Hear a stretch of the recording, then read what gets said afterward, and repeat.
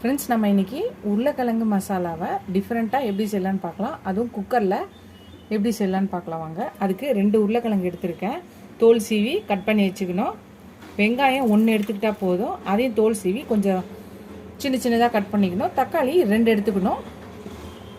இதை ஃபஸ்ட்டு எல்லாத்தையும் கட் பண்ணிக்கலாம். ஃப்ரெண்ட்ஸ், நம்ம வெங்காயம், உருளைக்கிழங்கு, தக்காளி அரிஞ்சாச்சு. இப்போ நம்ம தாளிச்சிடலாம். ஒரு குக்கரில்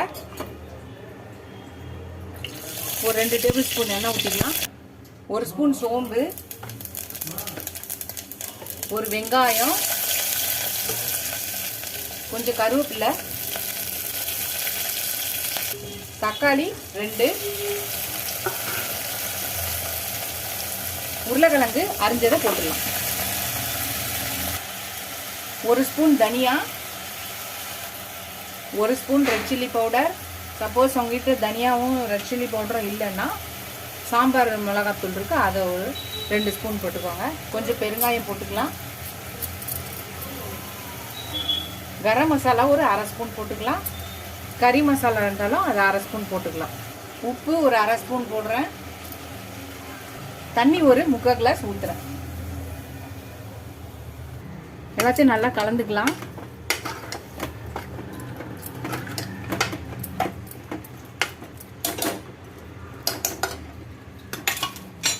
இப்போ குக்கர் மூடி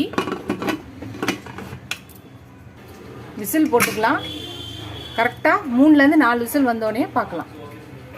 ஃப்ரெண்ட்ஸ், நம்ம உருளைக்கிழங்கு இது பண்ண வச்சிருந்தோம்ல மசாலாவை, அதை ஓப்பன் பண்ணியாச்சு. இப்போ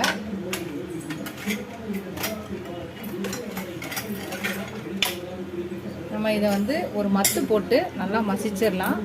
கரண்டிலே மசிக்கிறதா இருந்தாலும் மசிச்சிடலாம். தண்ணி நிறையா இருக்க மாதிரி இருந்தால் எடுத்துட்டு மசிங்க. இல்லை தண்ணி கம்மியாக இருக்க மாதிரி இருந்தால் அப்படியே மசிச்சுக்கலாம். ஃப்ரெண்ட்ஸ், பாருங்கள், நல்லா மசிச்சாச்சு. நம்மளோட உருளைக்கிழங்கு மசாலா டிஃப்ரெண்ட்டாக ஒரே குக்கரில் 1 பாட் ரெசிபியில் நம்ம ரெடி பண்ணியாச்சு. ஃப்ரெண்ட்ஸ், நம்மளோட உருளைக்கிழங்கு மசாலா ரெடி ஆகிடுச்சு. பாருங்கள், நல்லா மசிச்சாச்சு.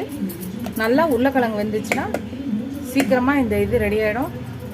ஈஸியாக டிஃப்ரெண்ட்டாக ஒரு உருளைக்கிழங்கு மசாலா. எப்பயும் ஒரே மாதிரி உருளைக்கிழங்கு மசாலா செய்யாமல் இந்த மாதிரி டிஃப்ரெண்ட்டாக செய்யுங்க.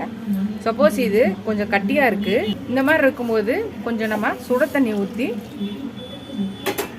அது சரியான பதத்துக்கு நம்ம கொண்டு வரலாம். இதை கொதிக்க வைக்க வேண்டிய அவசியம் இல்லை. நம்ம சுட தண்ணி தான் ஊற்றுறோம், அதனால் கொதிக்க வேண்டிய அவசியம் தேவையில்லை. இது அவ்வளோதான். குக்கரில் வச்சு இறக்குனாலே நம்மளோட உருளைக்கிழங்கு மசாலா ரெடி ஆகிடும்.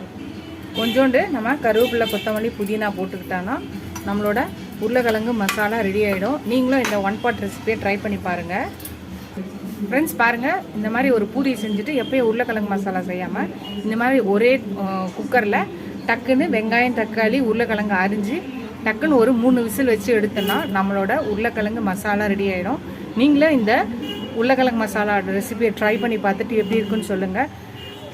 இந்த வீடியோ உங்களுக்கு பிடிச்சிருந்துச்சா லைக் பண்ணுங்கள், ஷேர் பண்ணுங்கள், கமெண்ட் பண்ணுங்கள். ஃபஸ்ட் டைம் என் சேனலை பார்க்குறவங்க சப்ஸ்கிரைப் பண்ணிட்டு பாருங்கள். ஃபுல் வீடியோ பாருங்கள். உங்கள் ஃப்ரெண்ட்ஸ்க்கு அந்த சேனலை ஷேர் பண்ணி சப்ஸ்கிரைப் பண்ண சொல்லுங்கள். Keep supporting my channel, keep வாட்சிங் மை ஃபுல் வீடியோஸ். இதோட அடுத்த வீடியோவில் அடுத்த ரெசிபியில் பார்க்கலாம். நீங்கள் எவ்வளோ சப்ஸ்கிரைப் பண்ணி லைக் பண்ணி கமெண்ட் பண்ணுறீங்களோ அவ்வளோ என்கரேஜிங்காக இருக்கும், சப்போர்ட்டிங்காக இருக்கும். இந்த மாதிரி நான் புது ரெசிபிஸ் கூட ஹெல்ப்ஃபுல்லாக இருக்கும். இதோட அடுத்த வீடியோவில் பார்க்கலாம். Tata, bye bye friends.